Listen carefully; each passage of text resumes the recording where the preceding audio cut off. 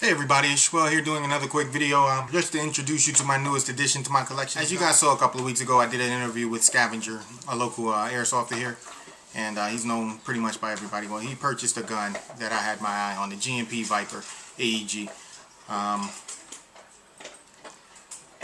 Scavenger's not really a big fan of M4s. Scavenger's an M14, MG, or MK36 type of guy, and when he bought that, that was a impulse buy, I guess. He had the money in his pocket and he just had to have it. So he bought it, and over the past couple of weeks we've been talking, and we've been hinting at him selling the gun.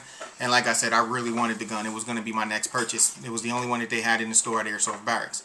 So he called me last night and said, you know what, Schwell, this is not the gun I want.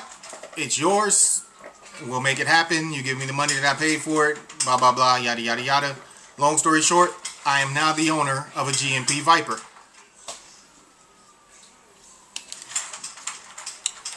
As you guys saw briefly in that video interview that I did of him, and that was the night that he bought the gun. We didn't have good lighting in there, but just so you guys could get a better view of it, hopefully the lighting gives you an idea of what we're working with here. I'm not a trades guy, but when I do see him, I can appreciate him. This gun has trades galore.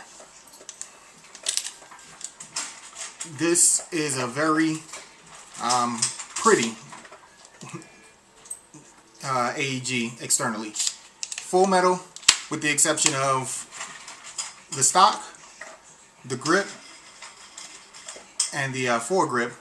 Everything else full metal. You can see even the rail system has trades everywhere. The flash hider also has trades. This gun is 14mm clockwise, which is the first time I've ever experienced this with an AEG. It did come with this aim point. I mean, what you see is what you get. The stock, 6 position, and it is where the battery goes. And this thing isn't, I'm not sure if the battery, if a crane battery could fit in this crane stock. I mean, it looks like it should, but I'm not sure yet. But based on the space here, this is what I have in it right now. Tenergy 11.1 volt LiPo. This is the 11.1. As you just noticed, the 11.1 fits all the way into this tube, this buffer tube. I have a 7.4 volt, and the 7.4 volt is longer, so this one doesn't fit as far in, which prevents the stock from going all the way in. Even with the 11.1, with it all the way in here, because I have these Dean plugs, even with the Tamiya plugs, the stock didn't go all the way down. It went all the way, almost all the way, but then it would stop. So I would say halfway between that first click. So I use it, basically I just keep it stored with it extended by one click. By one click.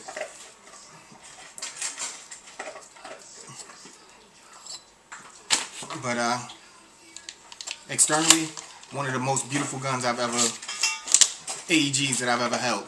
I've seen gas blowbacks that are beautiful just like this, and actually there is a gas blowback version to this gun, G&P Viper. But this AEG, very solid, very solid. I did notice, and I don't have it in here with me anymore, I did put the G&G 450 round mag, and it was a little bit of play, but I will try my mag mid-caps and see how those work out. I'm going to do a full review. I have a game coming up this coming weekend, CQB game. I'll let you guys know how it performs. I'll also do a video of me chronoing the gun. I think I tested it with .20s when Scavenger had it. I believe we had it somewhere between 350 and 380 FPS, shooting 19 rounds per second on a 9.6 volt LiPo. And it's like 19.8, so I would say 20 on a 7.4 volt. And remember, these guns do come stock with the G&P M120 high-speed motor. So they have some speed to them. I will be changing the internal gears. I will be changing the inner barrel. I will be changing the nub and bucking combination. I will also probably change the piston, only because this thing comes stock with such a high rate of fire. I think those things need to be corrected. I've watched a few videos on G&P internals, and the shaft on the gear sets fails quite often.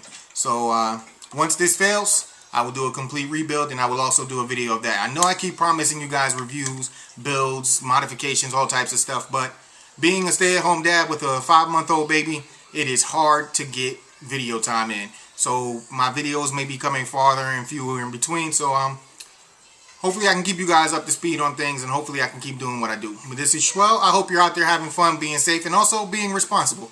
I'll hit you with the 2 fingers. Later.